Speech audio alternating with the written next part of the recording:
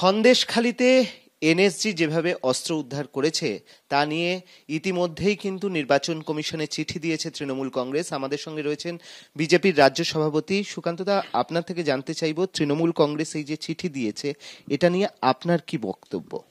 দেখুন, তৃণমূল কংগ্রেস চিঠি দিতেই পারে, সে চিঠি দেওয়ার অধিকার তাদের আছে, কিন্তু আমরা অবাক হয়ে যাচ্ছি যে যেখানে সন্দেশখালিতে এই ধরনের অস্ত্র উদ্ধার হয়েছে, যে অস্ত্রগুলো ভারতবর্ষের বাইরে থেকে নিয়ে আসা হয়েছে বলে জানা যাচ্ছে, তারপরেও এই তদন্তকে বাধা দেওয়ার জন্য সুপ্রিম কোর্ট থেকে শুরু করে যেভাবে সব জায়গায় তৃণমূল কংগ্রেস, নির্বাচন কমিশন থেকে শুরু করে সব জায়গায় যে কড়া নেড়ে যাচ্ছে, আমার তো অবাক, আমি সত্যি অবাক হয়ে যাচ্ছি যে ভারতবর্ষের সংবিধান, ভারতবর্ষের সার্বভৌমত্ব, ভারতবর্ষের ঐক্য, অখণ্ডতা, এই সবের প্রতি কি তৃণমূল কংগ্রেস নামক দলের কি কোনো রকম কোনো কি বলবো দায়বদ্ধতা নেই?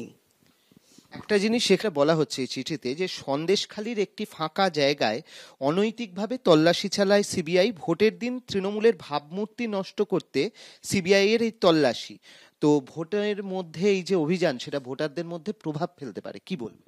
দেখুন, প্রথম কথা হচ্ছে যে সিবিআই এই তদন্ত নিজের ইচ্ছেই করছে না, কোর্ট বলেছে তদন্ত করতে। এখন ভোট তো আমাদের লম্বা টানা চলবে, 4 তারিখের রেজাল্ট, তো সিবিআই কি তদন্ত বন্ধ রাখবে? তার জন্য তো কোর্ট সিবিআইকে ভর্ৎসনা করবে যে আপনারা কেন তদন্ত বন্ধ রেখেছেন। কোর্ট যদি নির্দেশ দেয় যে এখন তদন্ত করা যাবে না, তাহলে সিবিআই তদন্ত করবে না। আর ফাঁকা জায়গায় কি, সেখানে তো পুলিশের উপস্থিতিতে, যথারীতি নাজার থানার ওসির উপস্থিতিতে এই তদন্ত চলেছে এবং সার্চ চলেছে, এবং সেই ওসি থেকে থাকা অবস্থায় মাটি খুঁড়ে এগুলো উদ্ধার হয়েছে। তো মমতা বন্দ্যোপাধ্যায় তো নিজেই পুলিশ মন্ত্রী, তারই ওসি সেখানে উপস্থিত ছিল। এটাও বলা হচ্ছে আইন শৃঙ্খলা রাজ্যের দায়িত্ব, এবং সত্যি অস্ত্র উদ্ধার হয়েছে কিনা সিবিআই বা এনএসজি নিজেরাই রেখেছে কিনা তা স্পষ্ট নয়।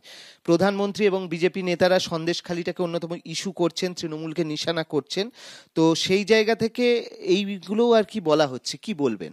দেখুন, আমরা অনেক রাজনৈতিক দল দেখেছি যারা আমাদের আদর্শগতভাবে অত্যন্ত বিরোধী, ধরুন সাউথ ইন্ডিয়ায় ডিএমকে হোক বা আমাদের কমিউনিস্টরা হোক, কিন্তু দেশের ক্ষেত্রে কেউ এইভাবে যে দেশকে ধোকা দিতে পারে, দেশের দ্রোহিতা করতে পারে, এটা একমাত্র তৃণমূল কংগ্রেসের সম্ভব।